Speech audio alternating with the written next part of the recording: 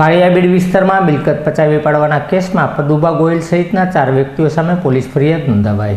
Nilambag police મથક ખાતે હેમાંગીબેન બિરજુભાઈ ભટ્ટ દ્વારા કાળિયાબીડ વિસ્તારમાં તેમની મિલકત આવી છે, જે પચાવી પાડવા માટે પદુબા અજુભા ગોહિલ તેમજ ગોપાલભાઈ અરજણભાઈ મકવાણા, મહાવીરસિંહ કનુભા ગોહિલ અને પોલીસમાં તપાસ ખુલે તે નામ સામે કાર્યવાહી કરવા માટે તેમણે પોલીસ ફરિયાદ નોંધાવી હતી, જેના અનુસંધાને પોલીસે ધોરણસરની કાર્યવાહી હાથ ધરી હતી।